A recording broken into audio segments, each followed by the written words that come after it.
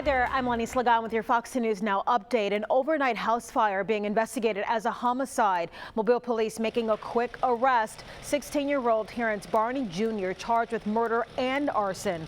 Early this morning when crews got there, they say that this incident happened near Cedar Avenue, near Martin Luther King Avenue, and that no one was inside. But then other first responders found a woman's body just outside of that house. Her name has not yet been released, and neither has the motive.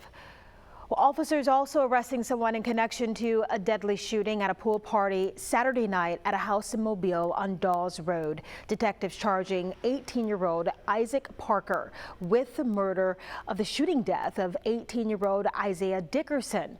Investigators say the second shooting victim was treated at a hospital and released. At last check, investigators are still trying to sort out a motive for that incident.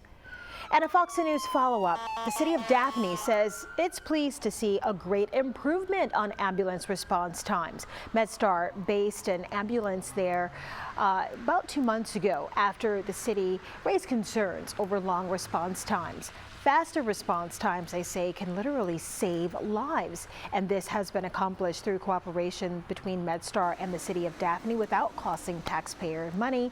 The plan has worked so well in Daphne, MedStar says it's offering a similar service in Gulf Shores during the peak time of the week.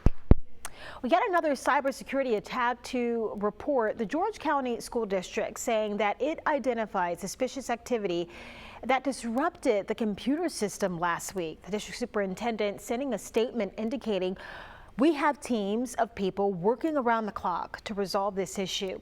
He also said the district didn't pay a ransom to the group responsible. No evidence that the student or staff information had been affected at this time. All right, if you want to get that COVID vaccine, you can do so at the Mobile County Health Department with some clinics this week. That is today and tomorrow from 2 until 7 at the Eric Hine Learning Center in Calvert. The Pfizer vaccine will be given to those 12 and older. Hey there everyone, I'm meteorologist Jennifer Lambers checking in on the tropics for first thing today. And right now, keeping an eye on Bill, expected to fizzle out heading further on into this evening, but also continuing to keep a close eye on the Gulf. Now, those chances rising over the next 5 days, now at 80%. 40% over the next 48 hours to form, so it's looking more likely to be a tropical depression or a tropical storm by the end of the week. Now, if that gets a name, it'd be Claudette. Something to keep a close eye on here locally. We could see some of those impacts, including heavy rain, possible flooding, and also increased rip current risks, making for some very dangerous surf. But we'll continue to keep you updated here on Fox 10 News. But for your Wednesday, we're going to be seeing a lot of that sunshine. We're going to be warming up into the lower 90s for our daytime highs. Those feels like temperatures, though, still about 105 for many places. Take breaks, stay hydrated, and also make sure you're staying in the shade too. Also, an isolated shower can't be ruled out for tomorrow.